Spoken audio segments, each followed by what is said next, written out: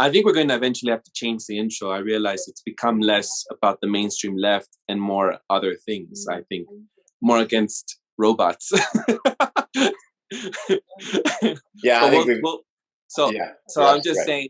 So this might be the last days of these might be the last times we'll be saying against the mainstream left. We have to think of something else, and I think, Jess, you're going to have to help with that now. Now that we're 4 people, I don't want it to be about Andy and I anymore. I want it as a team effort to start thinking, what do we need to change it to for next intro? So reflect on that. I think that's important. Okay.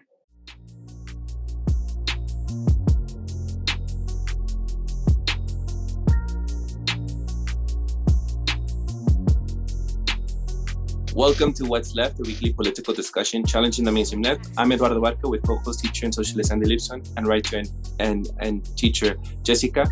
We are online at what-s-left.webnode.com. You can find the link to our blog in the episode notes. Please subscribe, rate, review, turn on your notifications, and share your favorite episode wherever you found this episode. Thank you.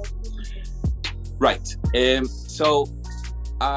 Topic for today. Andy, you sent us a message through our group message. It was about reflections and the second part to this series of Colombia and the sex industry and, the fourth industrial revolution as it relates to the future of sex. Maybe you can just share with us what you had in mind for today's episode.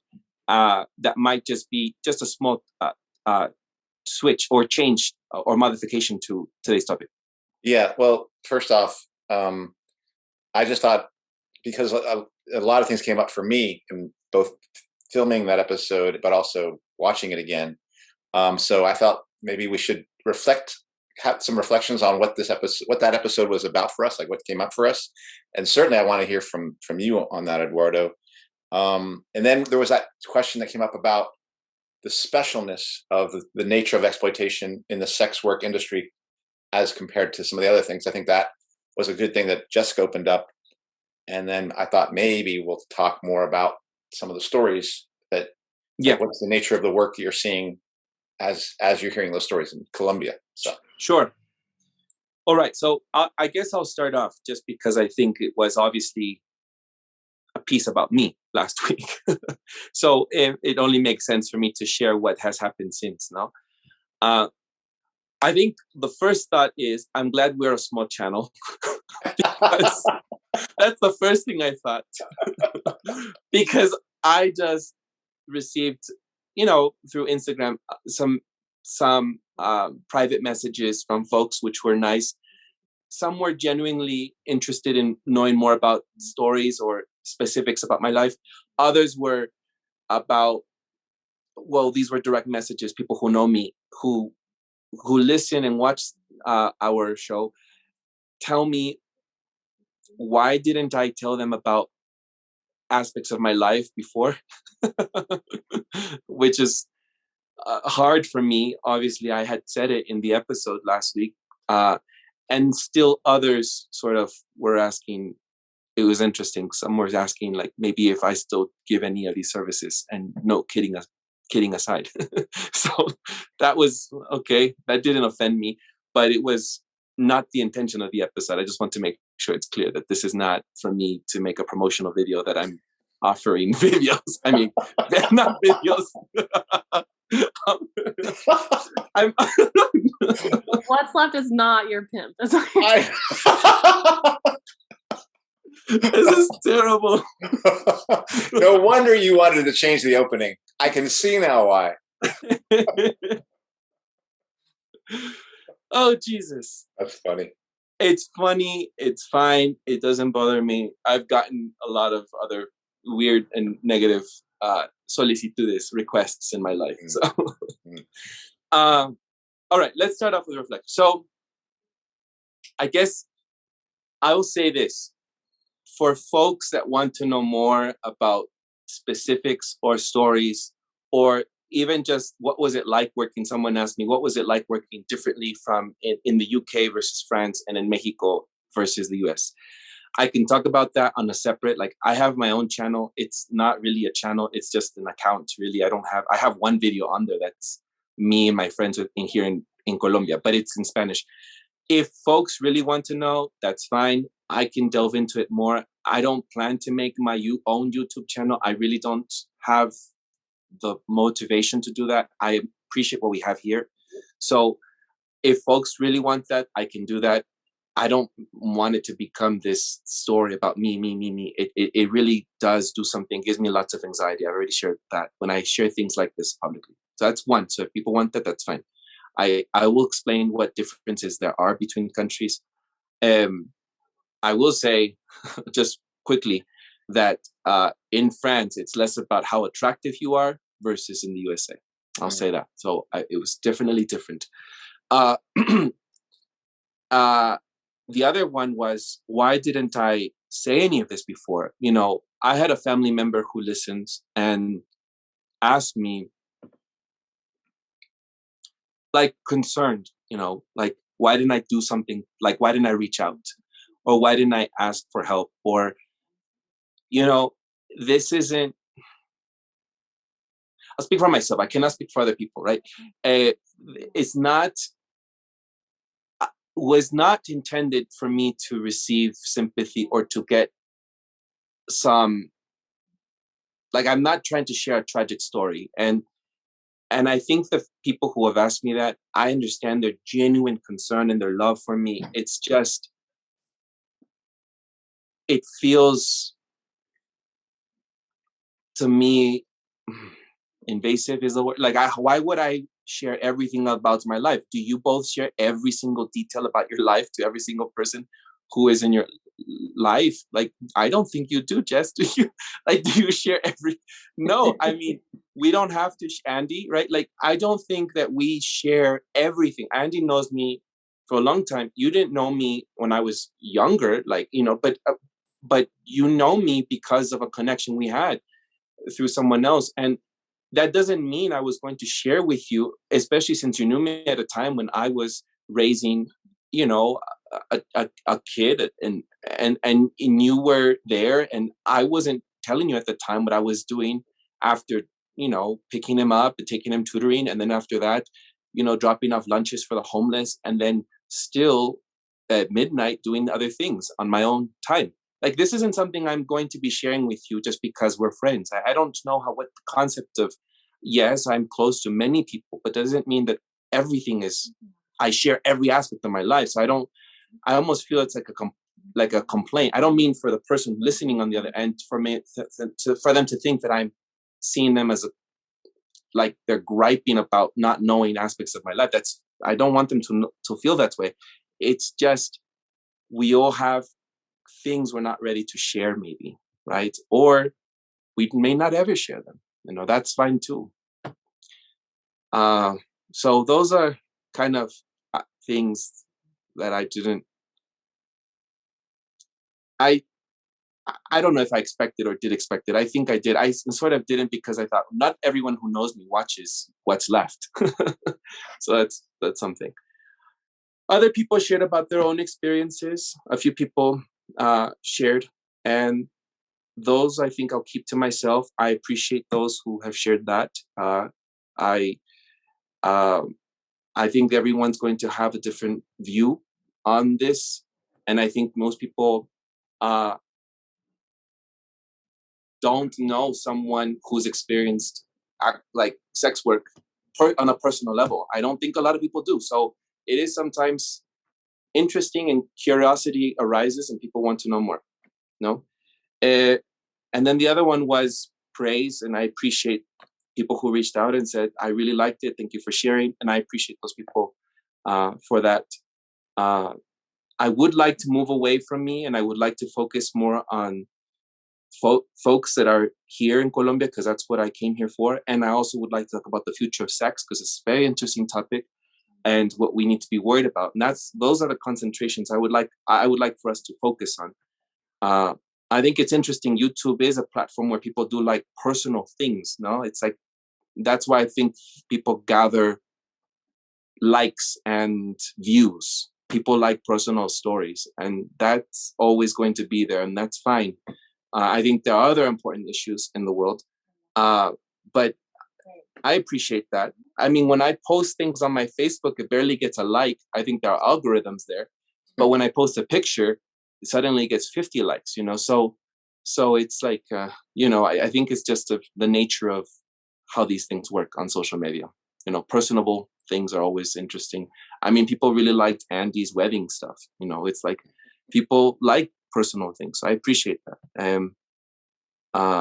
So if I'm motivated and people want that, maybe I'll be inspired some way to do my own video and expand further on my own channel. At this point, I only have so much time. I'd rather focus on writing.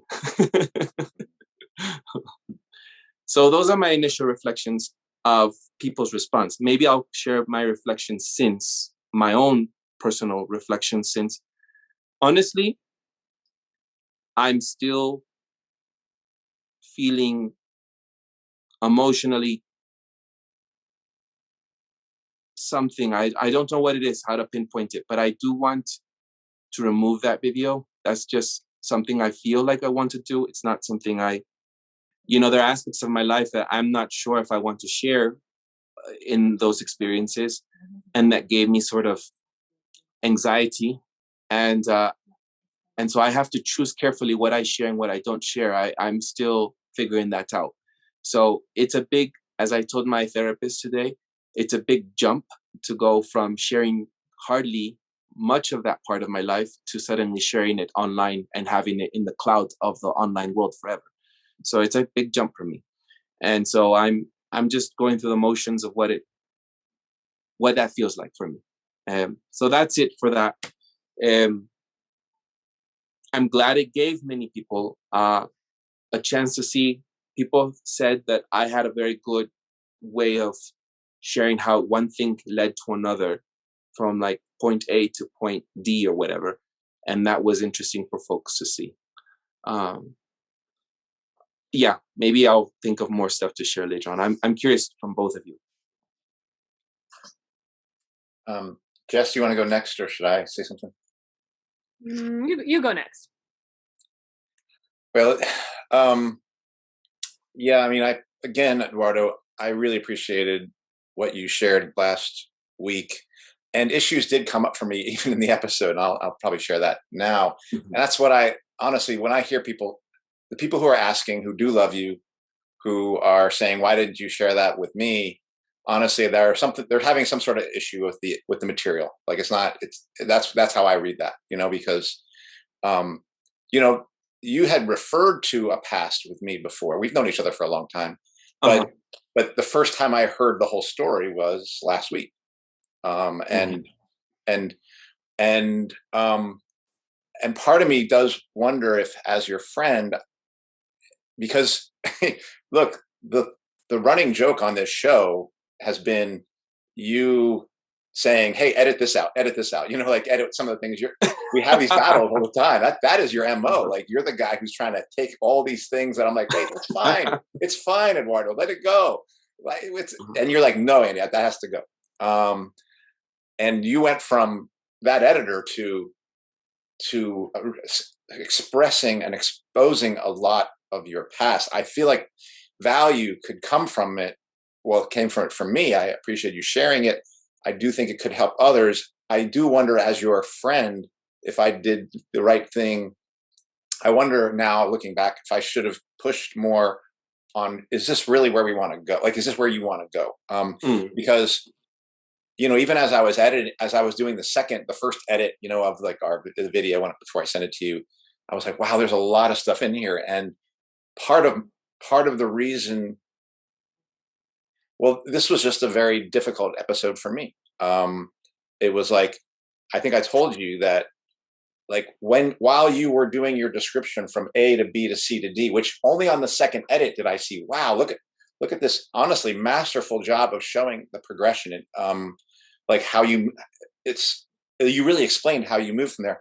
For me, what I was going through as I was listening was like, why is he taking so long? Why is this story starting from Jehovah's Witness? Why is this, like, I was getting impatient, like that was going on in the back of my mind, like and I think I told you this, is like, that's because my reason for that, I believe, was I was anxious about you getting to this material.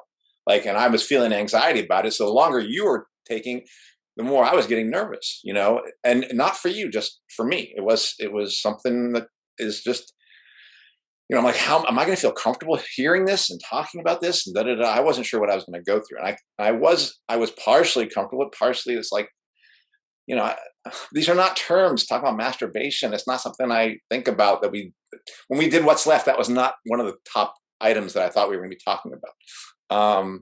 But so I just think that it was uncomfortable for me. And because of that, honestly, I do think I was not quite the friend I would have wanted to be for you in saying, hey, Eduardo, let's take another look at this episode and be like, are you sure you want to do this? Now, if that being said, if you decide to take it down, the whole thing goes down. I understand there's a way it could be too late, but we're a small channel. I don't think anybody's going to keep it archived, but that's small. That's, you know, so I'm fine with taking it down if you need to do that. Because I do, in some ways I have a question, because I think, and I was talking to Brandy about it, it's like, she was like, well, why did he do this? And I'm like, I'm not sure. Like, I'm not sure why he did this. Like, and except to say that sometimes people take leaps to try to get themselves out of holes, you know? So all I can say is I appreciate you sharing it. And it wasn't easy for me to hear, but it helps me to know, and I think I'll be able to be a better friend because I know more about the terrain of part of your life. And I don't think it defines you, but I think it was clearly a formative experience, just like Jehovah's Witness was formative. And you've told me more about that than you had told me about this part of your past. So I guess that's what I'll say. Yeah, I think it was hard for me to listen to in a lot of ways as well. Some similar, like when I was watching Andy's edit back the first time, I don't think I said a word for like 45 plus minutes, which usually I'm, you know, you guys have to shut me up. But I think there was real value in that, in just like us sitting back and like letting you tell the story the way that you chose to tell it. However uncomfortable it might have been for you, for us. Completely agree with Andy. Like, it can come down at any time. Like, no worries. I do think there's maybe more to be said, more like analysis in terms of like, why is it so uncomfortable? I don't mean for you necessarily, Eduardo, but like just as we kind of move this from more of a like Eduardo's story to more of a broader discussion and connecting it to other topics that we have talked about. Because yeah, I mean, What's Left didn't start out as a show about like masturbation and sex work, but like actually, and I think especially as we get to where I know you originally wanted to go, Eduardo, which was to talk about the future of sex. And I think a lot of that stuff is like really, really integral. And a lot of it's deeply uncomfortable. But all the more reason, like, we need to be aware of it and figure out how to have these discussions. I also think, like, just reflecting on everything you shared, I don't know, like, I had so many different emotions, just, and yeah, I mean, everything from just feeling like just protective, you know, like I consider you my friend, and just, I don't know. I mean, I think probably all of us on the show are like pretty empathic people. I think we take on a lot, like not just in terms of our friends, but in terms of just like globally, like humanity. But it's different when it's someone that you know, right? I mean, I know I haven't met you in real life.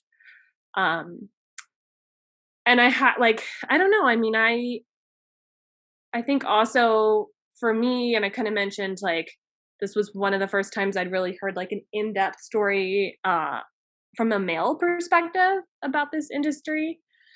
So I was reflecting on that a lot, and I think we've done like a couple episodes, you know, that have in some way related to like gender and sex, where I like kind of bring in like my feminist perspective. Sometimes I kind of like ram it into the conversation. But I don't know, like it brought up, even for me, just thinking about my own like political stances, my own personal stances on the sex industry, but also on all sorts of issues that are related. And and like how, where am I trying to go? Like diagnosing the problem, which is a lot of what I think we sometimes try to do on the show, is like trying to figure out together, just kind of working through our own experiences and our own thoughts, and trying to figure out like what's going on, what's the problem, and then, you know, the question that we keep going back to, like how to fix it. Do we start a revolution? If so, how? What does that look like?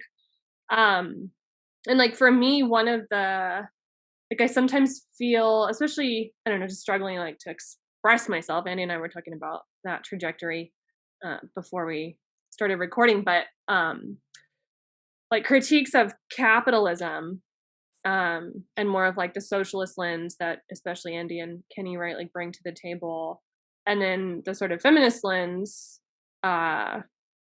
which most of the time I think they're of a piece. Like I think capitalism is pretty patriarchal, obviously. But there's very, I don't know, like when I try to go back to like origin, I guess for me, and maybe this is just where I am in my life right now, or politics or whatever, like I feel like my biggest solidarity, just like in my heart, not necessarily like my like organizing or whatever, but is with like women, like women and girls, which is not like, that's obviously not opposed to like workers and more of the socialist lens, but it did, like that episode really did bring up for me some tensions and even just discomfort with like, I think it's really like, I find it really hard to have some of these conversations with men, right? Even though like you guys are the best. And I think that's even a testament to like, imagine what it's like to have these conversations on a broader scale with people that you don't trust, or you don't, you know, don't feel like sharing stuff even remotely this intimate. And I don't know. I struggle with that. Like there's class-based analysis in terms of like socialism, workers, and then there's class-based analysis in terms of sex-based classes, right? And like I'm thinking about this because like the vast majority of sex workers are female, right? And it's not at all to discount your experience, Eduardo, or what you shared. In fact, it's the opposite. I think it's really, really valuable. But it just brought up a lot for me in terms of just the gendered dynamics of some of these conversations, and ultimately like what we come back to a lot on this show, I think, is like affirming and recognizing each other's humanity, right? And I mean, of course, like that's totally how I feel. And I think at base, like there's nothing that you could say or do, Eduardo or Andy or Kenny, that would make me be like, oh, like you're the problem, right? Like you're the problem. Because at base, like I, you know, through the critiques, but then also like political critiques aside, like, you know, that's like, we see each other as fellow humans, right? But it's, I don't know, like I kind of pride myself, increasingly on speaking just in general, not just on here, but like pretty freely, and speaking my mind and being truthful, like as far as like what I know to be true. But there are moments, especially in these really gendered conversations, where I can feel myself like walking the line, and even like with the language, like I don't condone the term sex work. Like I kept doing this like last week, you know, and watching the edit back.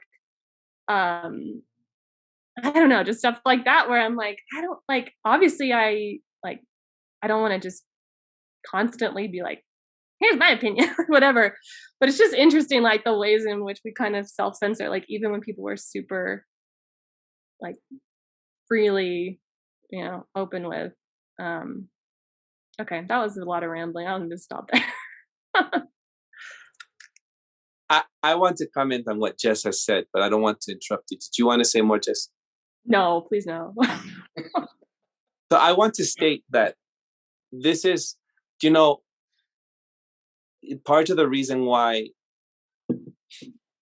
when some time ago, when we started What's Left, before What's Left, one of the things that I wanted to do was do videos with Jake online about our differences. And at that time, Andy was doing videos for Brandy, I think it was. Oh, yeah. And you had said to me, Andy, you called me up one day and you said, why don't we do videos online together? And I thought, sure. I mean, at first I was hesitant. I said, okay, let me think about it. But because this is something that's going on forever online. And you had mentioned to me, Andy, that the reason why you wanted to do it with me in particular was because doing it with another friend of yours with the same socialist lens wasn't going to be, it wasn't going to give the debate necessary to have that kitchen table conversation that people needed wherever they're watching this or wherever they're listening to this. We needed to have that difference in order for folks to make up their own mind about where they are at, how they come to their own conclusions. What do they think about what I have said? What do they think about Andy? It would have been maybe, I don't know if easier, but it would have been boring you had said something like that if it was someone that had the same perspective as you, Andy. This is what you had said to me. And at the beginning, I remember, because of our relationship, I wasn't sure how much I was agreeing with you, but I was hesitant to share my life or my perspective, my lens, being Mexican, having different lens from abroad, and then also my experience in the USA, also just having gone to school there, having worked in San Francisco, having been on this side, right? Like for me, I was finding my way. But what I really appreciate was the honesty that we had in What's Left, the team as us as a duo at first, for us to really be comfortable to push back on each other's ideas. And I want us to fight, because out of the ring we're friends, but once we're in the ring, remember this, Andy? I told you this all the time.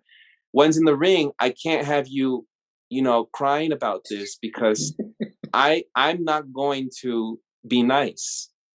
So then Kenny came along, and there were a few discussions. So I said, I'm going to have my ideas, and I need to make sure. And then these two bullies, if you look at past episodes, these two, I said one at a time, just like in school when I used to have fights. I used to tell them, if you want to beat me up, one at a time, but you can't beat me up together.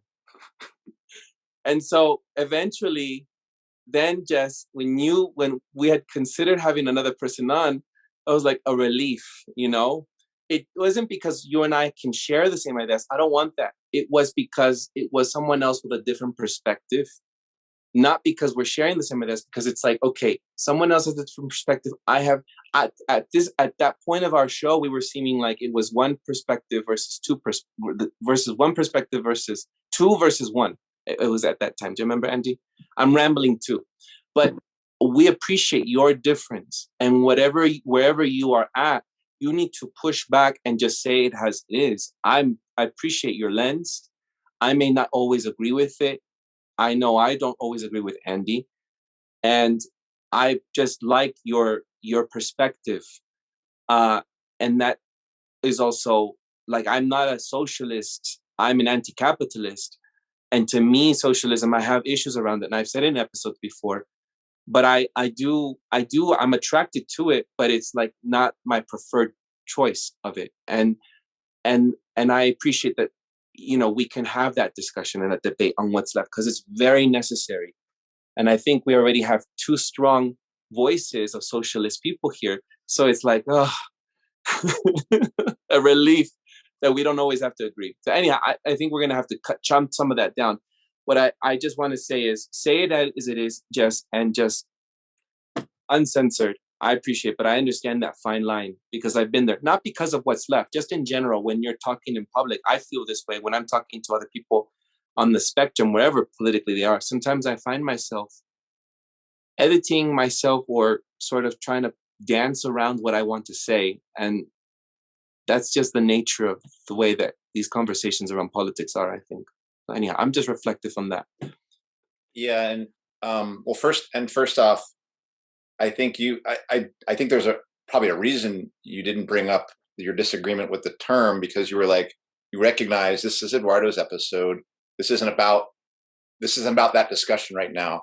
And that's one thing I appreciate, Jess, is that I mean, I don't know how maybe I intuited it. Maybe it's just been obvious from experiencing how you are, but you kind of know when it's your time to bring up something that is like, hey, we're going to argue about this. And you also know when that is not the time. And I think that's an important part of being in a conversation. It's an important part of listening, is to know the right time for that. And I feel like you understood that that yesterday or last week's episode was not the place for that discussion. This might be the week, but not last week. I also appreciate, Jess, that you bring up the fact that it was uncomfortable because there were guys there, because I feel the same way because you were there. Like, I think if it had been Kenny in that and not you there, I think it would have still been uncomfortable, but it's a different discomfort. And and one could say, well, why? And that could be could be where we go now. But I don't immediately have an answer. I just say it, and I just know that's what's happening inside. I also appreciate that one of the things I wrote down as in terms of one of the big things that were said, because I did notice as I was editing that, Jess, you didn't come into like 45 minutes in. I'm like, wow, she was like completely, and then Eduardo, back, and then Eduardo edited you out later on, even, so but the thing you had said last week about like how this was a difference for you to hear this coming from a man and like a man's experience, that was like, I felt like that was a very intimate, very vulnerable statement. And like you've come back to it again this week, and I appreciate, and it sounds like, again, it's causing you to think more deeply about your own beliefs, your own feminism, what it means for you. And I really appreciated the fact that you said, like, well, I would just be more comfortable having this discussion with women. Like, I just think that's the reality. And it's not something that where you say, I don't trust you, Andy, I don't trust you, Eduardo. I don't know what the reason for that is, but that's a truth. So we could get into why that is. So it's still not the most comfortable thing.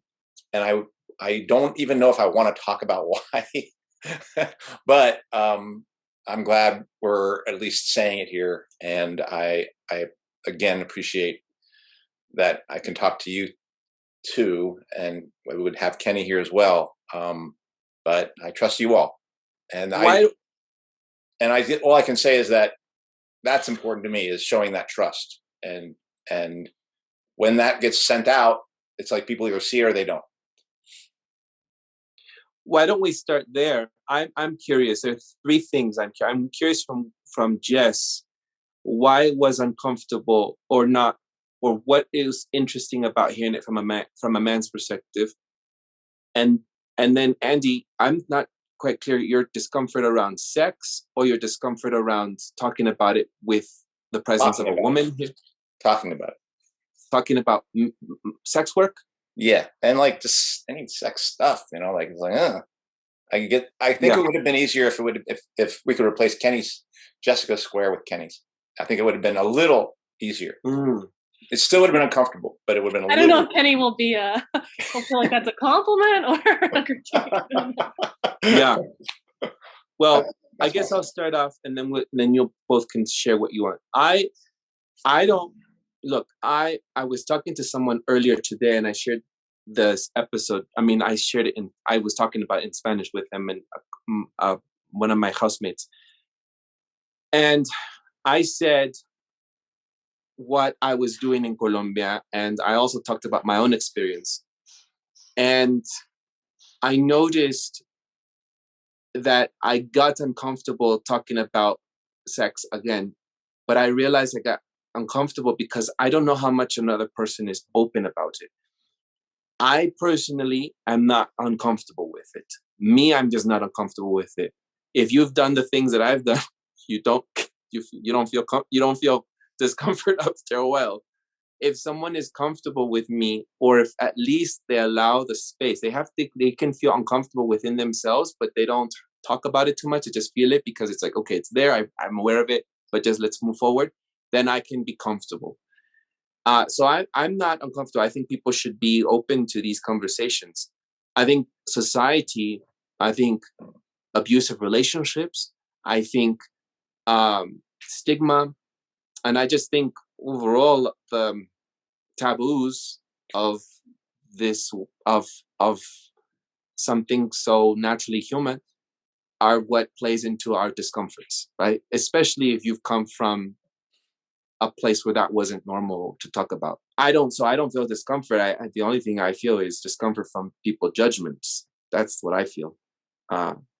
So that's where I think that's what I'll say to that. I don't know if you want to say anything else to any of my questions. I had 2 questions that I posed, one to Andy, one to Jess. If anyone wants to take up the mantle from there.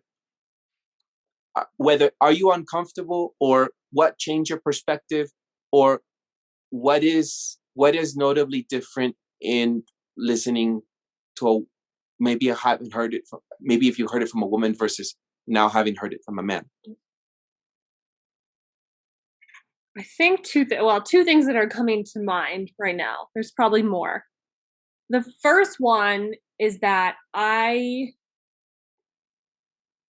I'm not trying to classify like your experience as like anything in particular, but I'm very wary because I see this happen where people are talking about the sex industry through the neoliberal, like, yay, sex work, woo, agency framework. And I feel like they are judging this global system of like male violence and just bad stuff, like super exploitative industry, by like the 1% of like chicks on OnlyFans who made a bunch of money and bought mansions, and like, great for them, super happy for them. That is not what I think we should be judging a global system of exploitation on, right? Like where like rape is widely normalized, and all of these, just like, I don't know. So it's not that I think that you shared all sorts of different experiences, and some of them sounded really terrifying and like really terrifying. So it's not that I'm like, oh, you're a man, so like you can't be like, you don't suffer to the same level. Like that's not all what I was trying to highlight. Like when I brought up the question of like, well, is there something distinct about like sexual trauma versus just capitalistic exploitation in general? It's not that I think we need to like qualify or quantify and like make some sort of judgment call about like whose suffering is worse. But I think in judging this industry, like I want us to look at like the millions and millions of like cases of child abuse and rape and just horrible things. The other thing, which I think maybe, well, you tell me, Andy, if this is part of why it's uncomfortable to have me here, as like 3 men having a woman present for this, is that through like a second wave feminist analysis, structurally, I don't mean personally, but structurally, you guys are part of the oppressor class and I am part of the oppressed class. So I think that's part of what makes it weird and uncomfortable, right? And I'm not suggesting like through those terms that we can't work together, or that like, I have plenty of, it's not like I hate men or something like that's always the charge for like radical feminists, like, oh, they're just man haters. obviously not. But through that lens, that is the class dynamics, and it makes it really difficult to feel like you're on the same page, like you can share intimate, whether it's personal or just your experience of the world, right? Because you feel like, well, they don't get it, right? Like they're not a woman, or vice versa. So I don't know. Is that part of it for you? I thought it's part of it for me, not all of it, but. Yeah, I don't know. This is one where I don't. We'll see how much of this gets. I might be doing some editing. So I'm glad you called your shot. And it's like, here's where I think you're coming from, Andy, because I don't think that's what it is. I think for me, the word sex and the word shame are connected, and the word sex and shame being connected are from experiences in the past that were negative. And those experiences in the past were negative were not from a man, so, I think that's how, as you talked, that's what came up for me about and secondly, I've met Eduardo, I do think the fact that I've met Eduardo, I've met Kenny, and we haven't met, we kept coming back in real life, haven't seen you. But I think even if we had met, I think because of my own past and because of my experience of difficulties, I think sex and shame and then vulnerability, right?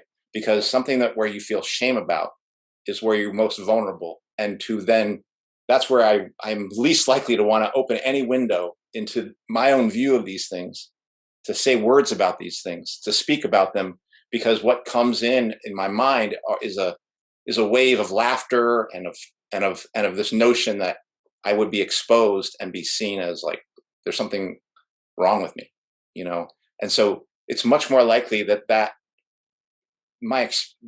tendency for me to think that I might be experience scorn or judgment is much more likely to come from your eyes than from his, based on not because of Jessica or Eduardo, but because of my past.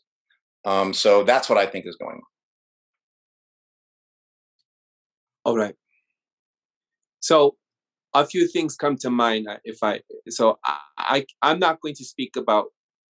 I'm not going to speak to what you said, Andy. I think you can speak for yourself around that. So I'll leave it at that. Does that make sense? Well, it makes sense to me. I'm not sure if it makes sense to Jess. I think, but that's not for me. Okay, because it does not for me to tell. Does that make sense? Don't speak for me, Eduardo. Huh?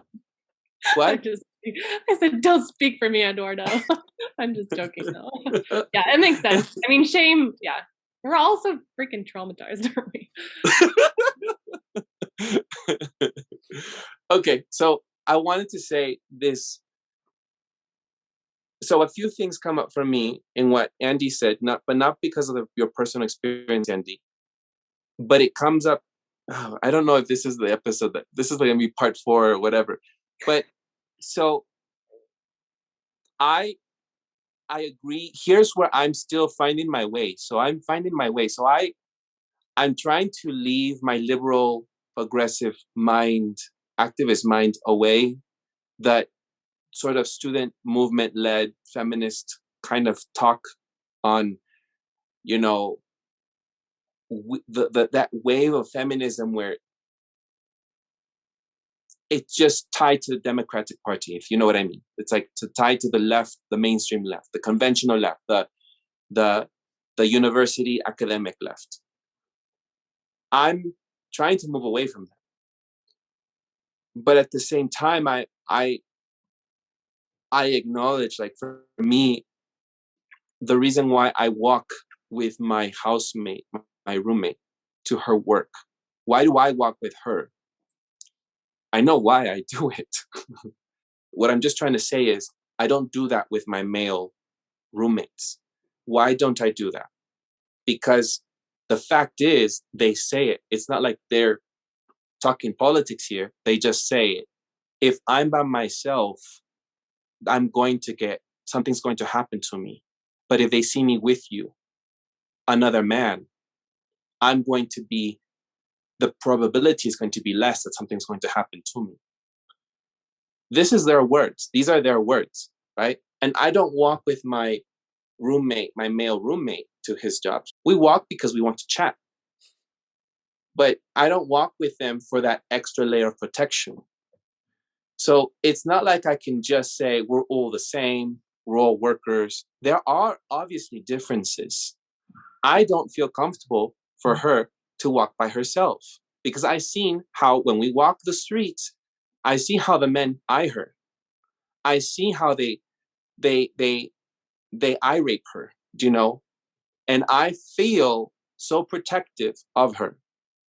I know people look at me too, but it's different. It is different from the way that people look at me versus how they look at her and how vulnerable she is. Why am I saying this? I'm saying this because I'm not stupid. I'm not blind to the fact that even though there are male and female workers who are doing webcamming services here, I know that there is a difference between how they are treated in the world. We're workers. I mean, I'm not working here, but do you know what I mean? We're all been in the industry, but they're obviously experiencing different things within the same industry, within the same work field. So I know I have to do things differently and I treat things differently, not because I want to treat one better than the other. I just know that the way that our society is they're going to be treated differently. The harassment that comes from working online, being stalked, greatly, I've asked them, both male and female, is greatly different from both of them. The way that they're treated, the way that they're talked to, these things are facts of life. So for me, it's difficult to say, I hate this. The identity politics doesn't exist. It doesn't exist in the sense that, for me, it doesn't exist anymore in the sense that I will believe in Kamala Harris as being the savior of women. Or that because she's Black or whatever, she's going to give us the freedom, like we discussed in the Ketanji Brown Jackson video, that workers need. I'm not talking about that kind of identity politics. I'm talking about the fact that there's a woman with us and that we're inviting other men, like tonight, other people are going to come here in this house. She feels very comfortable. My roommates feel very comfortable with certain people. They don't feel comfortable with others. And it's not personality. It's the fact that you're not sure who to trust sometimes. We live in a neighborhood that's not very, it's not the ghetto, right? But it isn't also the safest area. And you have to keep your guard up. And women keep their guard up when they go to work. How do I explain that to someone who is a man who says we're all the same? I don't know how to say that to a man who feels like, I have friends who are men who say, I experience suppression or oppression too. And that's where I also try to be a listener. And I hear one of my friends that I've experienced abuse. I've experienced other forms of suffering that has come. And having raised a boy, young man, really, now, there are areas that I know that are easier for women to do in communication and expressing and the sisterhood that they have, that I feel is a lack in our part of the area of men. Do you know what I mean? I don't know if that's clear, Jess. So I feel like I've seen, especially when I see men, internally suffering, they may not be outwardly showing it, but there's something that I see we as men are also going through a lot. which is why we're high on suicide rates more than women. It just, there's something emotionally not there balanced out as well. So to me, what I'm just trying to say is, I don't know how to erase identity. One's a woman, one's a man. And I'm struggling because things happen to women that don't happen to men. And then men experience things that don't happen, or not as much as common in women with women. I don't know how, I'm still figuring this out for myself. Well, I don't know if it's helpful. Oh, go ahead, Eduardo. Sorry. No, go ahead.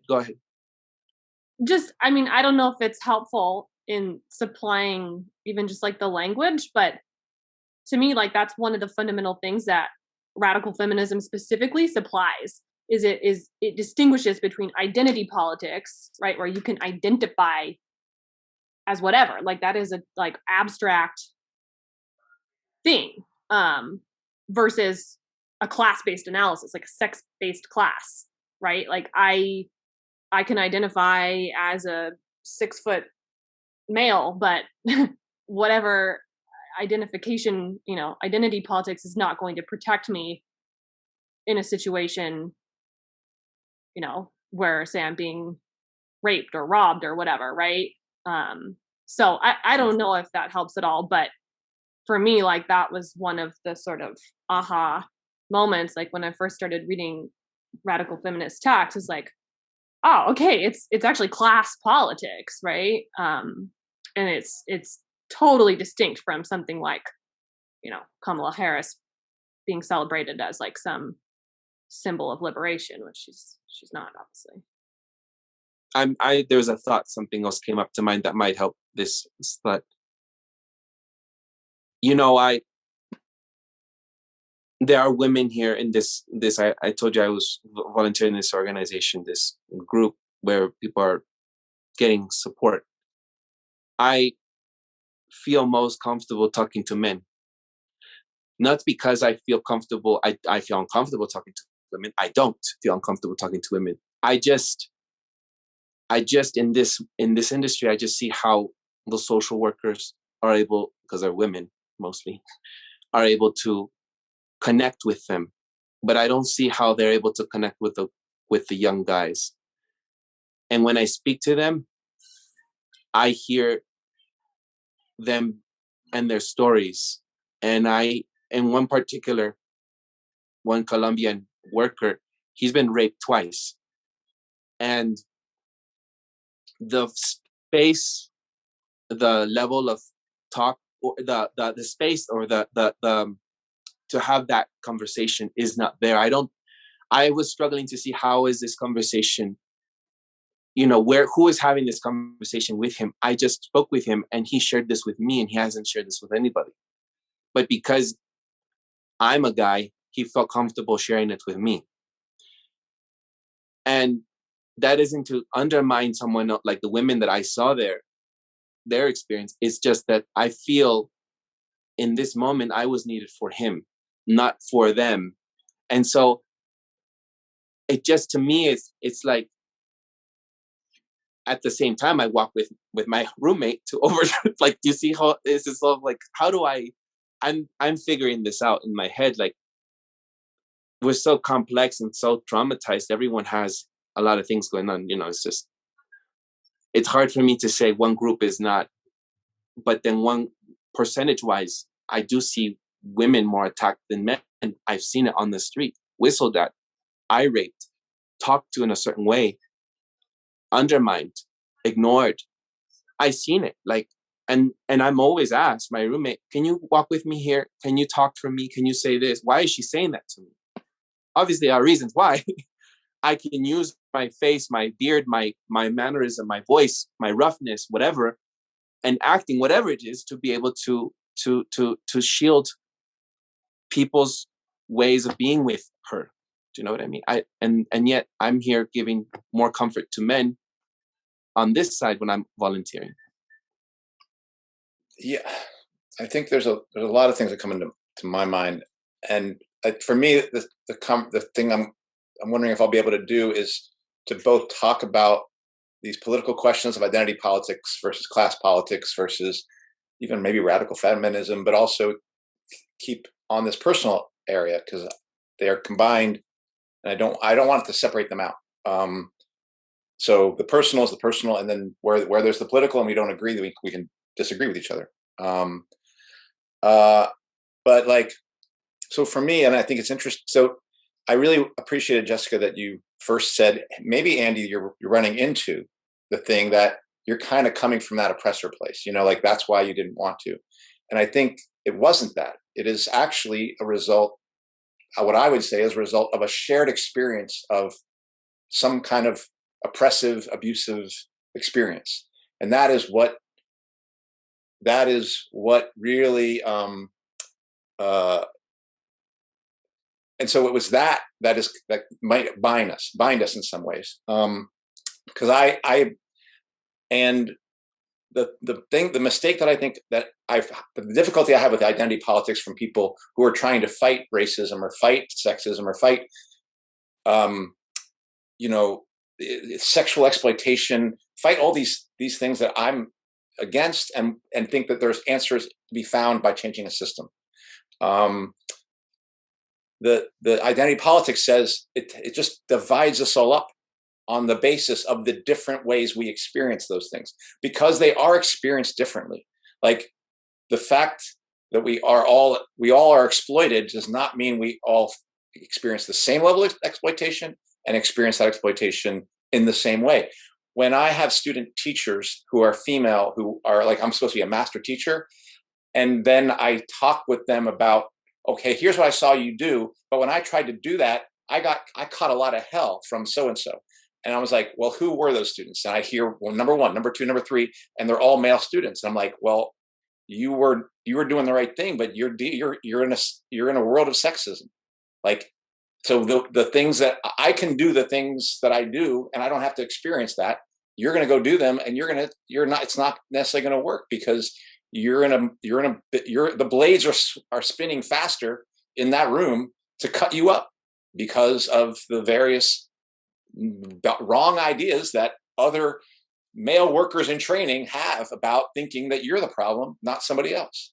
And so it to me, like, identity politics doesn't answer the question as to why Eduardo would understand he's going to walk with his female colleagues versus walk with his male colleagues. Like, I feel like it has no answer for that. And I feel like that is what Eduardo's doing there, is just like, you might not put in those terms. That's what class solidarity is. That's what it looks like.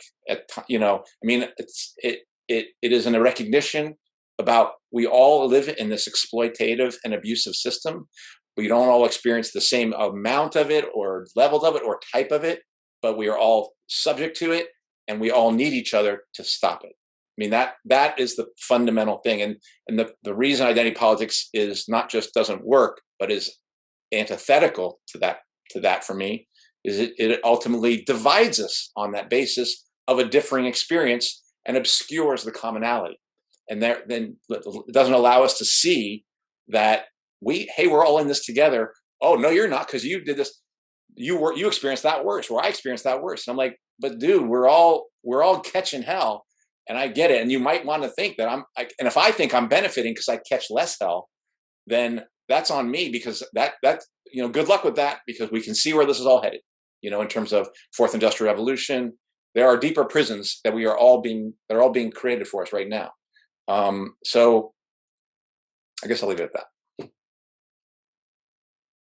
Well, and maybe I would just bring back what you brought up earlier, Andy, like with the shame thing, because I don't think that's most likely unique to you. I think that there's a cultural association between sex and things like shame and humiliation and like power dynamics, like not good power dynamics, and trauma. I mean, the rates of childhood, specifically sexual trauma, I mean, I don't know the statistics off the top of my head, but they're bad. I mean, they're really fucking bad. And I know, like, Eduardo, you had mentioned last week, like, very common among sex workers to have had sexual abuse in your childhood, right? I don't know. I guess it's kind of got me thinking about just like the trajectory of an average person's life in terms of sex. I mean, even just in the US, right, where we're supposedly all progressive and everything's great, right? And, you know, liberation. But I mean, like you start your life, right? You're ripped, most likely, right? If you're born in the hospital, you're ripped from your mother's vagina by some dude in a white coat, depriving you of the most like vital initial formative like healthy bonding experience with another human, right? Like baby and mother, both like psychologically but also just biologically, right? Like the hormone.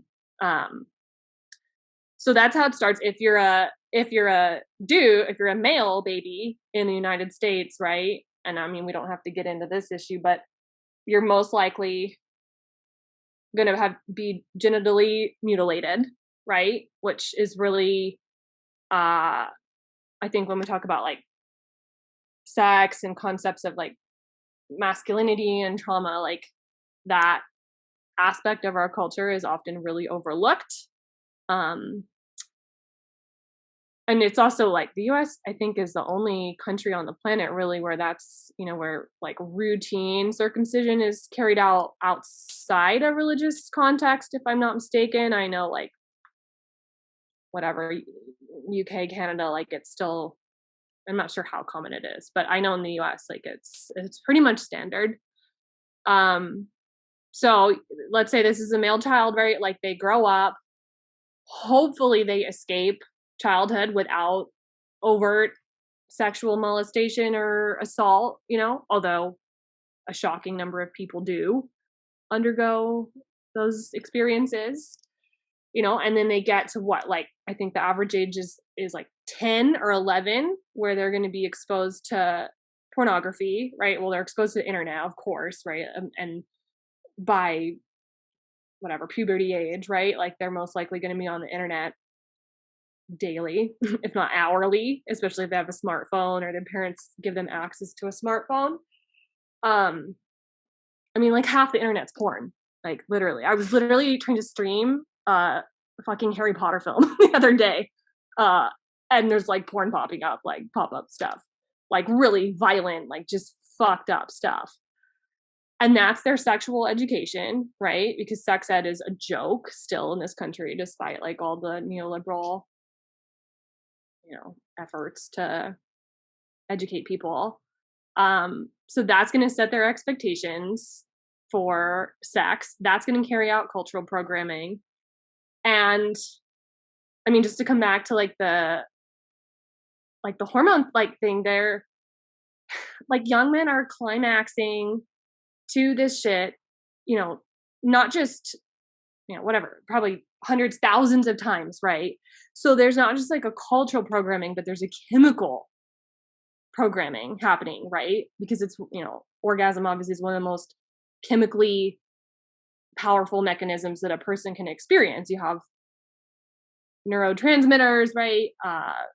Hormones, kind of like thinking back to, like, I remember you brought up Pavlov last week, Eduardo, like with the idea of conditioning. And I think, you know, just the influence of the porn industry alongside the sex industry, or as two parts, you know, of a piece on the, you know, the influence of that on the society at large, like even just getting outside this specific industry that we've been talking about, I don't think that can be understated, right? So you're basically rewiring people's minds. We've been talking about like psychological programming and propaganda and all of this stuff the past 2 years, right? But like this is one of the most extreme examples of that. You have like all these young boys and girls to some extent, you know, getting this probably daily like dopamine hit, serotonin hit, oxytocin hit, which oxytocin is the bonding hormone, right? Like that's the hormone that you want between a mother and her baby, right? Initially. So you've got like attachment being created. And so you're creating like a whole society of boys and men who get off to violence and domination and humiliation and objectification. And then especially in more recent decades with the, democratic neoliberal brand of feminism, like especially in my lifetime, now you have women and girls kind of being conditioned to eroticize these types of subjugation, right? And then you combine that with the information blackout in terms of like history and anything that shows that this is not the only way to do things, right? Like that you actually aren't powerless, or you shouldn't be powerless, right? Especially as women, but also like especially like young boys, gay men, right? All, we can go down the list. But then it's like we're like, oh, well, why is our society so fucked up, right? Like, why can't women like walk down the street alone at night? And then like with the tech, which I know we're going to get to, and I'm really rambling now, but like the tech just explodes everything, right? Like the tech it's primed to like create these markets. And knowing the level of like shame and trauma and stuff that people like my age or older have experienced and how normal it is, especially in the realm of sex, and to see like the trajectory decade to decade, like how much more violent like porn has gotten, how much more we're being propagandized. It's everywhere. Like you don't have to be in the sex industry to see this like playing out in the culture at large. So I don't know where I'm going with this, but just like, yeah, I think we're all like really deeply traumatized from such an early stage. And I think those childhood experiences, like they don't just like go away, right? Especially, like a sex ed class on consent is not going to erase that sort of history. I think, Jess, what I agree with is you are eliminating an aspect of alienation, but I would describe as an aspect of alienation that we experience in growing up. But I think what I felt like in the way that you talk about, well, this is what men are experiencing, this is what developing men, like I felt like it almost gets away from the McDonald's worker that we talked about last week, like the routinization that a person experiences in school, and how it prepares a person for basically shut the fuck up and do what you're told, and if you don't, you're going to be out on the street. Like just the various insults that we all experience, and then how those insults play out for young men growing up in school versus how those insults play out for young women. There are different types of insults that we combine on ourselves, and the kind of bullying that kind of goes on, the nature of that bullying, the kind of nature of the shaming is different. But you can certainly, the whole Mean Girls theme talks about what happens among women, but I can definitely say that my disconnection from my own emotions had nothing to do with being introduced to porn. Honestly, I didn't end up, like, I remember seeing it one time early on but it didn't even come something I saw till much later, college even. You're old. I don't mean to make you sound old, but you're not like. I'm just saying it's not an explanation for the kind of disconnection that men will often have to their emotional state. I think there's a whole host of other things. It's a piece of it that can explain something. And I think the things, because I felt like the way you were talking about it, it made it seem like this is the holy grail of unlocking that. And so if it's an aspect, then I agree. And that's where it gets back to the notion that I have now maybe come to more, that while sexual exploitation in some of the areas that Eduardo is describing, that it's an aspect of exploitation under capitalism.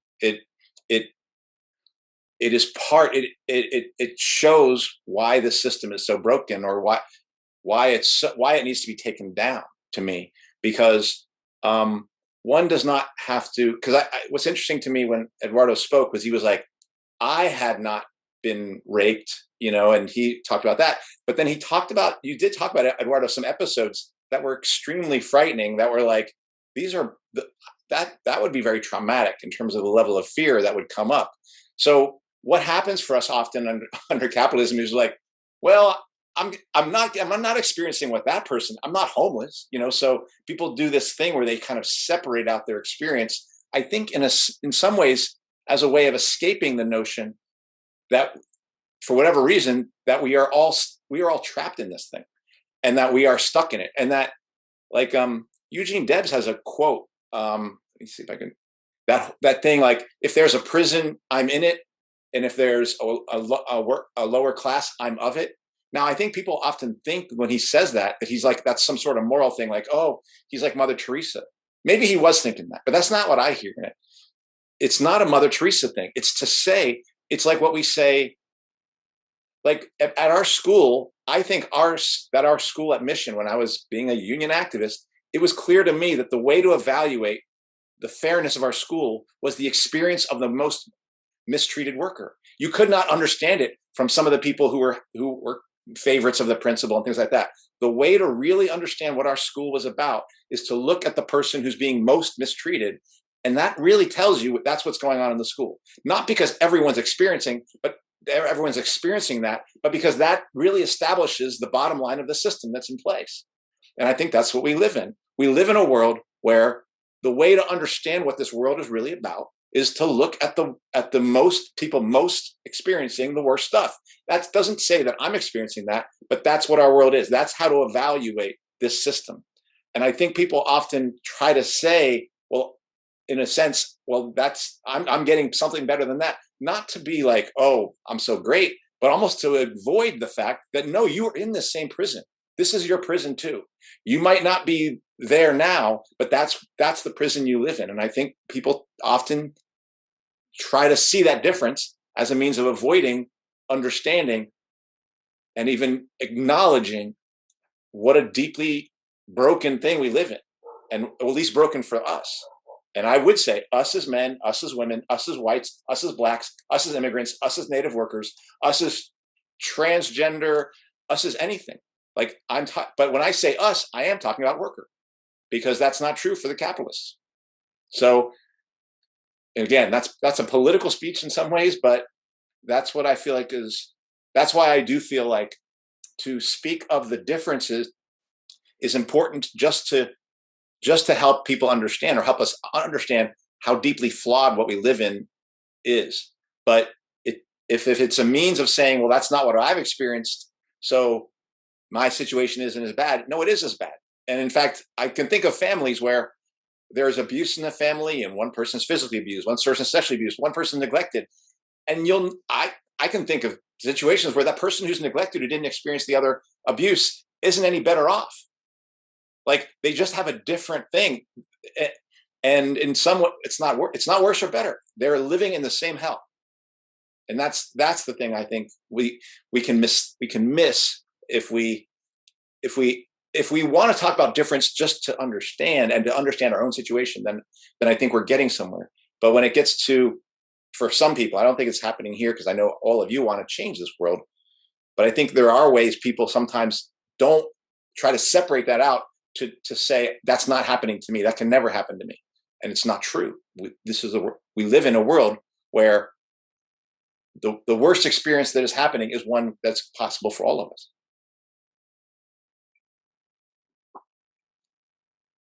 I 100% agree with the second half of that, in terms of like judging things by the worst, the people with the worst experiences. Because it's so often the question that I ask, like whether it's about this, like justifications for like the pornography industry or the sex industry or other stuff, like I've heard on social media, like the rates of like suicide among teenage girls, which they've directly tied to Instagram, are, I mean, it's insane. And so you would think we would just be like, well, shut it down. Like, no question. Like, that's not justifiable. Like, it doesn't matter. Like, we shut it down. But that's never what we do, right? Because there's always profit to be made. Wow, my neighbor has some music playing all of a sudden. And then the other thing I just wanted to say about the first point that you made, Andy, about the capitalism thing, and I won't go on and on like I did before because I feel like it's Eduardo's turn to talk. But I think that's where I just have a lot of doubts. And as much as I fucking hate capitalism and do want to tear it down, I see sexual exploitation. I mean, even just historically, like it predates capitalism by a long shot.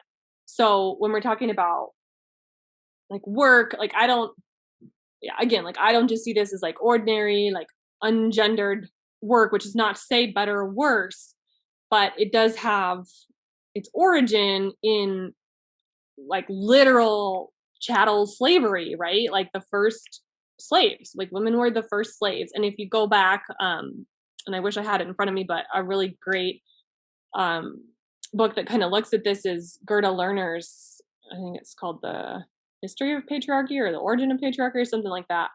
But she looks at like ancient societies, like the very first early societies and like precursors to like the state, you know, and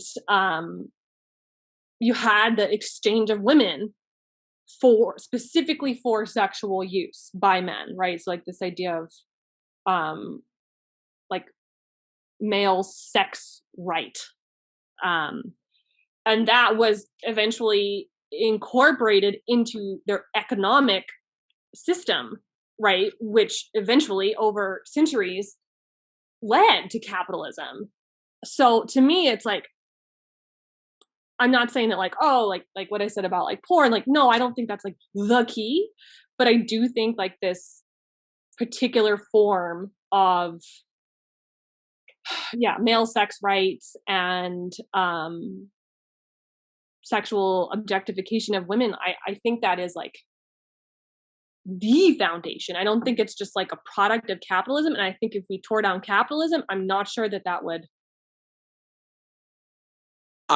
Jess, I have a question. I think what comes up for me is you said that slavery, but I think I'd like to read, if you could just share with us maybe in the episode notes where some of the what you referenced. What comes up for me is, if I going back, what predates for me is how men were used for war against their will, right?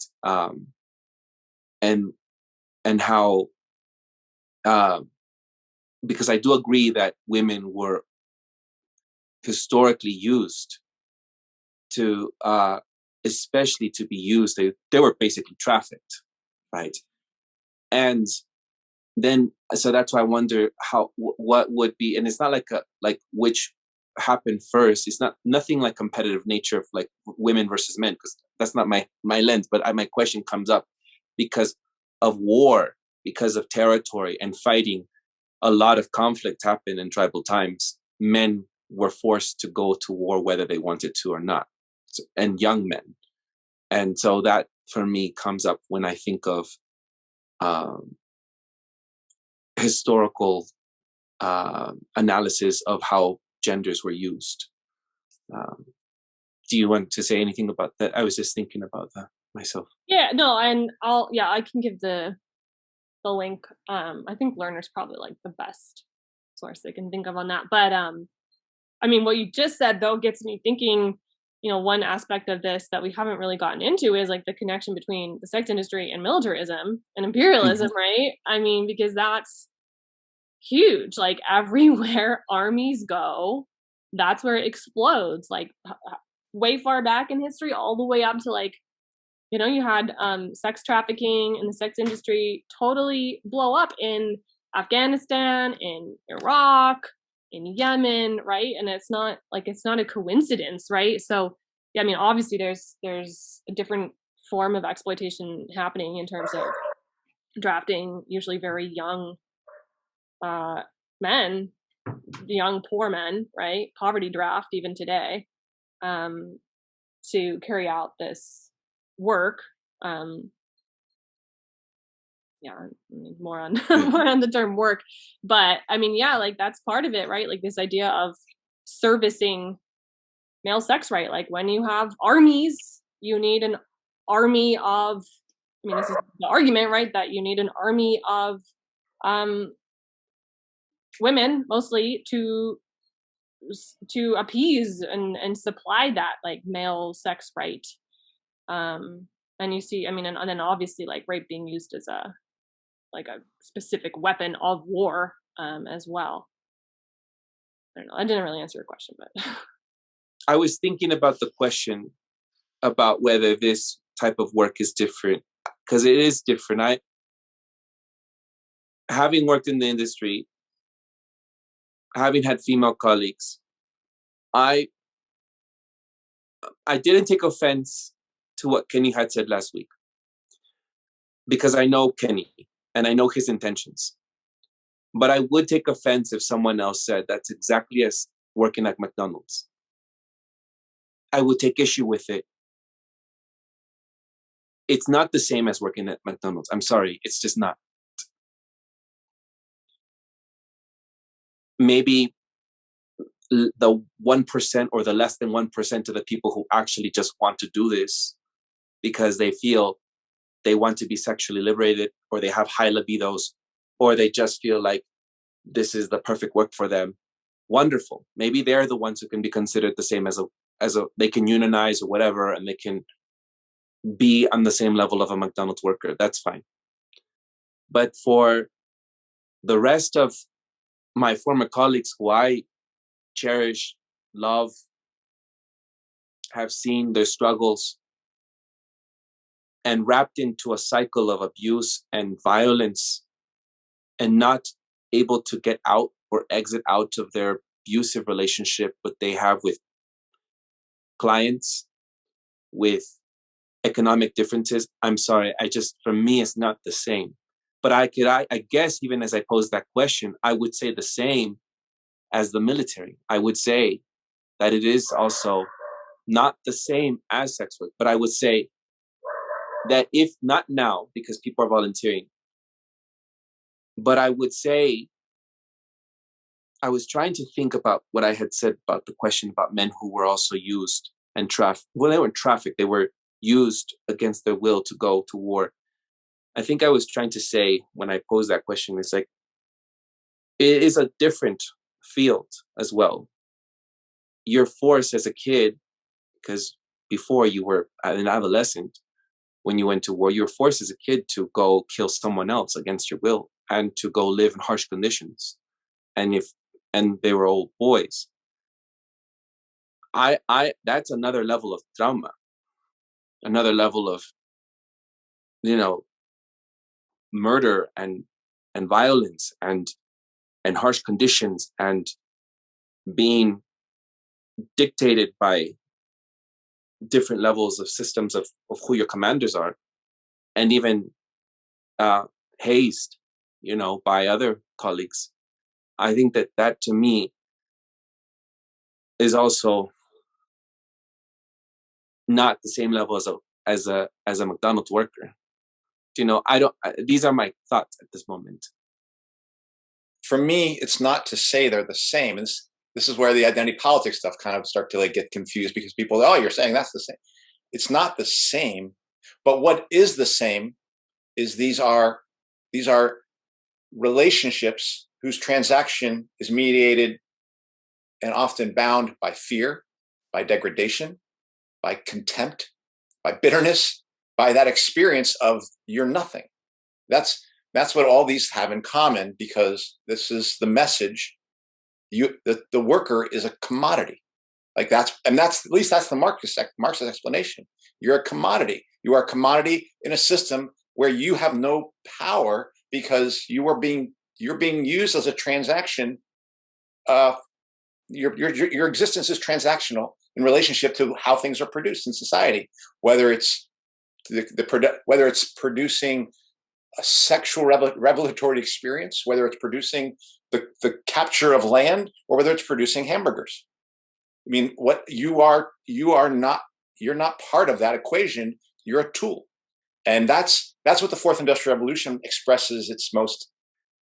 That's what's not unique about it. That's why the Communist Manifesto was useful to kind of go back through, because that's the realization of workers as literally just tools and as just pieces of data that could be replicated and made into something else, digital twin.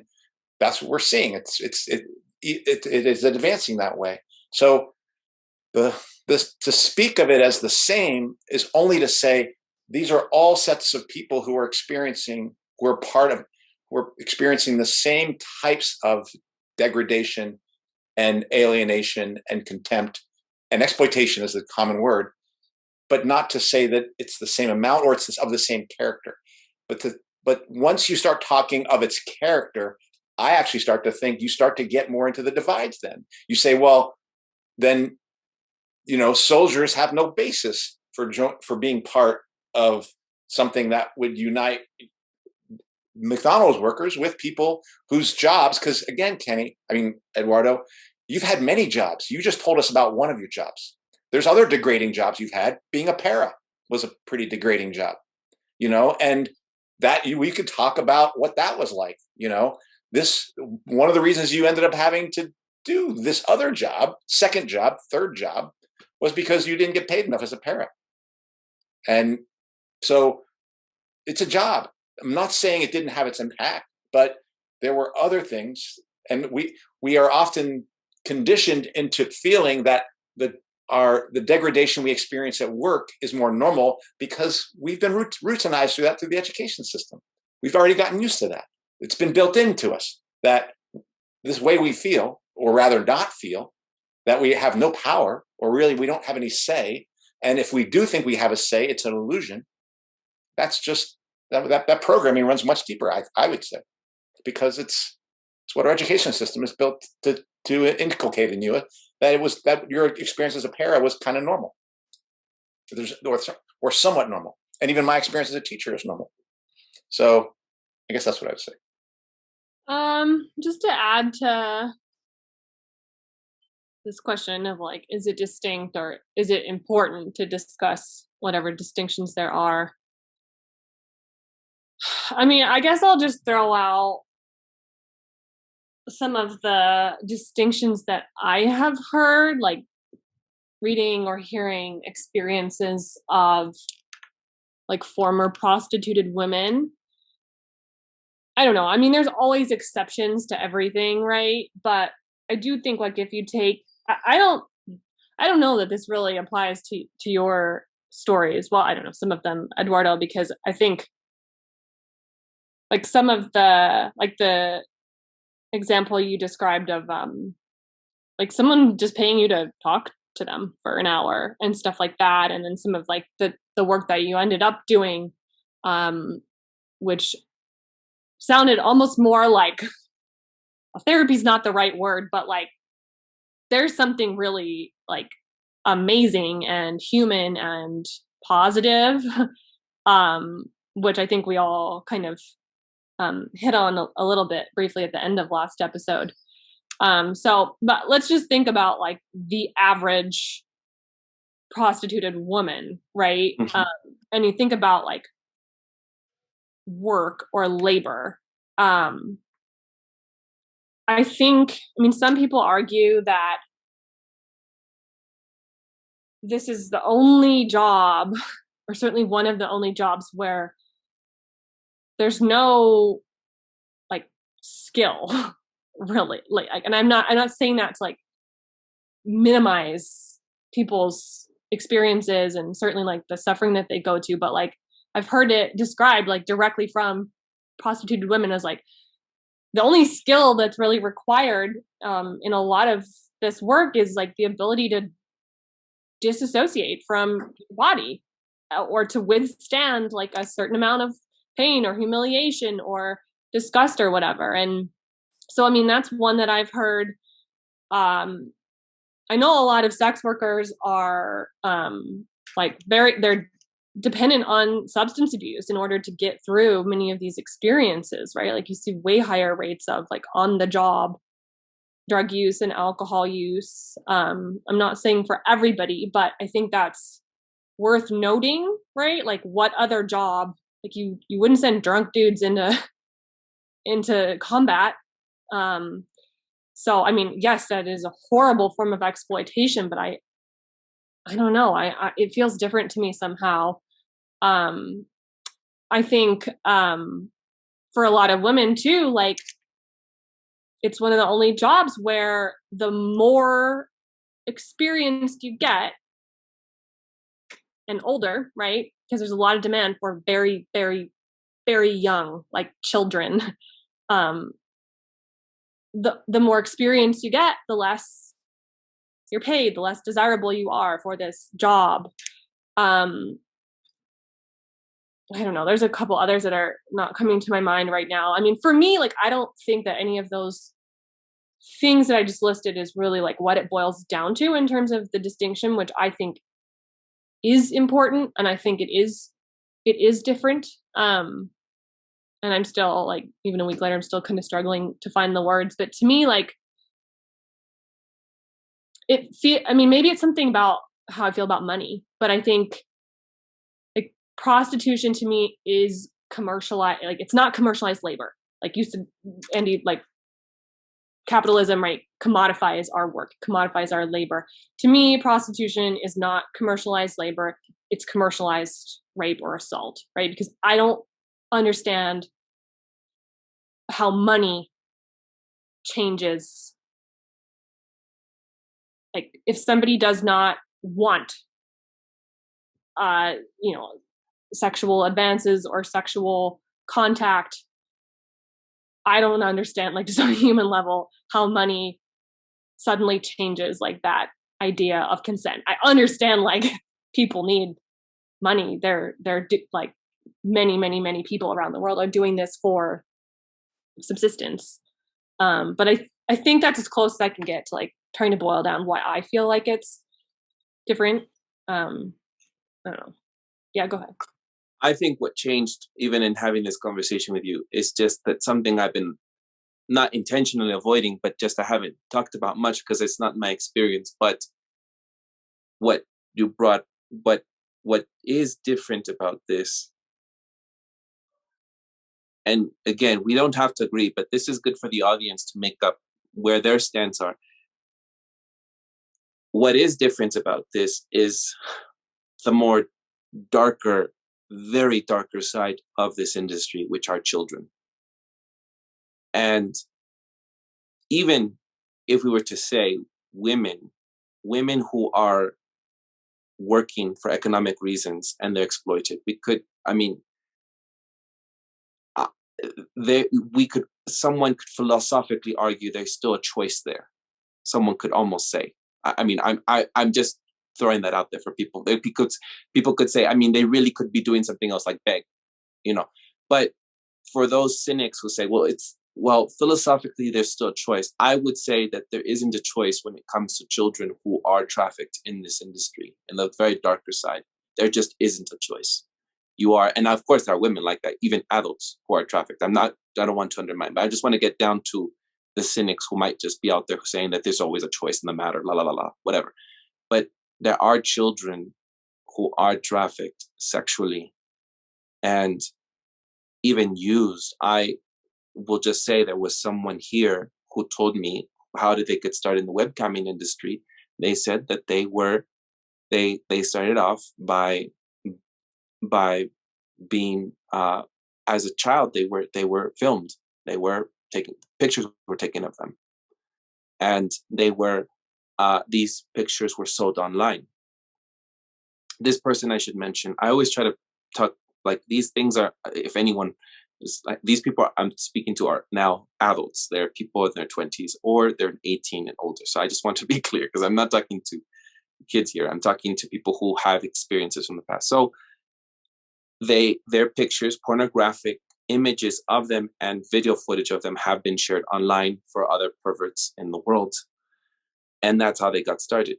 I wonder, and this is how I see now, in my view, it's clearer now, how we could put that on the same level of exploitation as other workers. I'm sorry, but maybe I'm not sorry for McDonald's, but I'm still using that example. As the same level of exploitation as McDonald's workers. If we're talking about that, the labor and the labor movement, I would distinctly put this outside of that. And so it is has a different level of exploitation that doesn't exist, right? In other fields, as I'm thinking, I'm running through other fields, where other fields are children being used with lack of skill and lack of consent, any consent really, and being used. Because even kids who are in slave labor, they're still taught some, like, I don't know how to distinguish what I'm trying to say because I'm still trying to articulate this. But as young as, this is terrible, but children are prostituted, in all kinds of ways. And this is a field that is distinct from other labor. Is there economic ties to it? Yes, because who are receiving that compensation for it are adults who are trafficking these kids. So to me, I'm just trying to think how this is different from other areas I was thinking about in comparison. I mean, I wouldn't say that I'm describing what I would say are the same characters of abuse and exploitation that adults experience, but children experience that from a young age across the board. They have experienced it in industry back in the day in this country. More and more of it's happening now, and it certainly happens around the world. But I would just say our entire education system. First of all, the notion that there's a choice in our system is an illusion. There's no choice for us. And in some ways, there's no choice for the capitalists. Profits are what make anything happen. Like if there's no profits, that doesn't get built. That's the system we're in. But I'm going to fuck the capitalists. I'm not going to talk about their choices. As far as I'm concerned, if there are choices, they're the ones who are making them.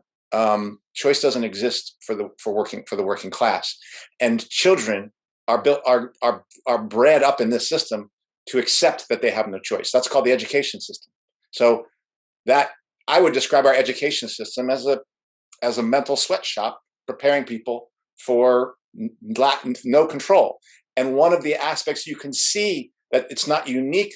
One of the ways we can see that the abuse of children is not unique to the sex industry is that they're injecting every goddamn kid in the world right now because they're part of an experiment and part of a process of getting everyone swept into a digital universe, a digital world. There's a very violent thing happening right now. It was happening even before they started injecting all these kids, even before you went from 5 vaccines to 50 vaccines.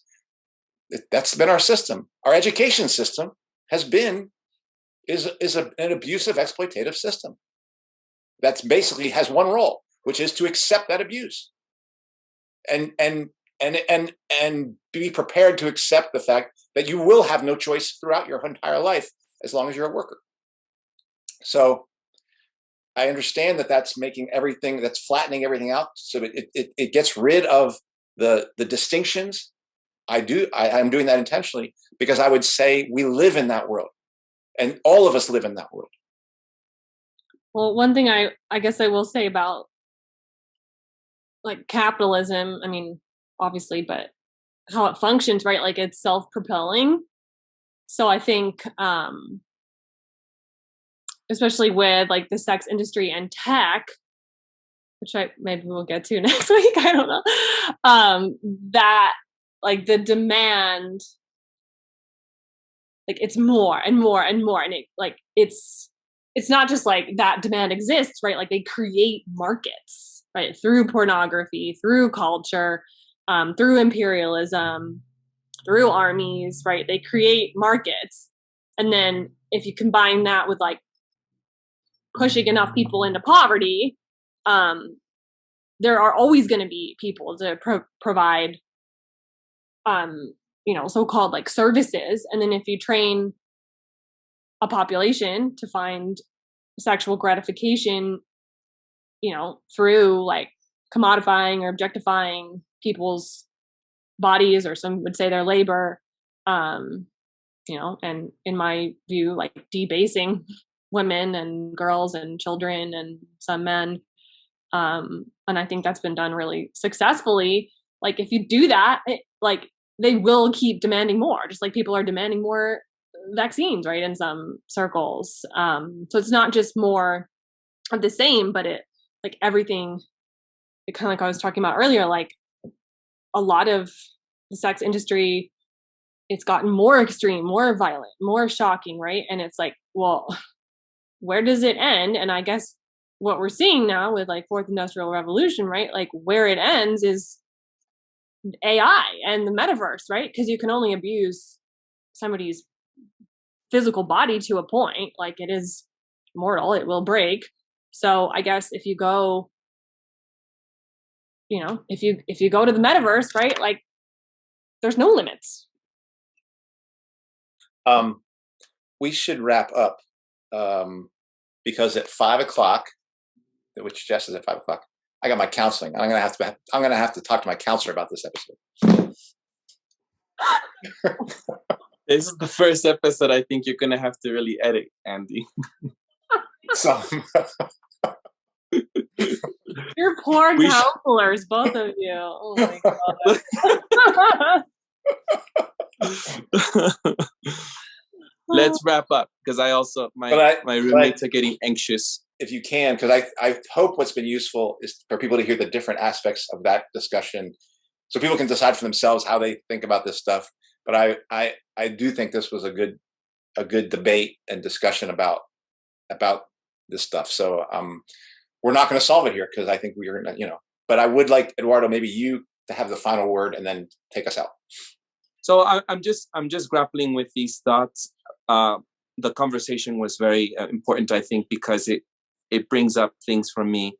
I'm trying to understand for myself, listening to this, and I'm sure other people in the audience will have their own conclusions, how maybe I need more time with this to see how I see this field as distinct or as the same, in the sense of, as you were talking about, if you boil it down to rudimentary, just what is work and what is exploitation, how is it the same in that level, but not that you're dismissing or undermining that it is distinct as it relates to type or character, as you were saying, that is not to be dismissed.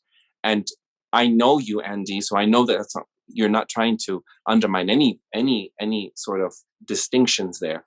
But when it comes to the system in itself, and we are in the system of capitalism, how it really is the reasons why we're in this. It's a system of exploitation. This is why it exists. I understand that. I'm just needing to I need time to sit with it. And maybe in the comment sections, anyone else can give their opinion. I'd be very curious and interested in it. But this is definitely an episode that I didn't expect we were going to have. So I thought we were going to discuss something else. But maybe we'll put, as I tried to some of the stories with the sex industry, as I think Jess was trying to bridge us into, about the future of sex, and I'll talk about then people's life stories then, because I think it is all related anyhow. So we'll talk about it next week. I appreciate this conversation. I wish Kenny would have been here and he would have shared his 2 cents, and maybe it would have changed the dynamics of this conversation. Who knows? No, I thought it was good. It was nice to be on the losing end. The losing end. No, like the minority position. I get to see what you feel like, Eduardo. There is no losing end on I know, yeah, I understand. So that does it for this week's episode. What's Left is a weekly political podcast / channel challenging the mainstream left. We post information about our topics and our guests on the episode notes where we found this episode, or on our blog at what-s-left.webnode.com. You can find past episodes to this podcast / channel there and connect with us. I remind folks, if you fancy anything that you have heard here, please subscribe, rate, review, turn on your notifications to any of our platforms on Spotify, iTunes Podcast, Stitcher, Google Play, BitChute, Rumble, Odyssey, YouTube, or Telegram. And you can find our blog and any of those links in the episode notes where we found this episode. If you would like to give us feedback about something you've heard or suggest something for us to cover, contact us through our blog. I'm Eduardo Barca with Jess and Andy Lipson. Thank you all very much. And we miss you, Kenny, and we'll see you all next week. And happy birthday. Happy birthday, Eduardo. That's right. Thank you. Did we?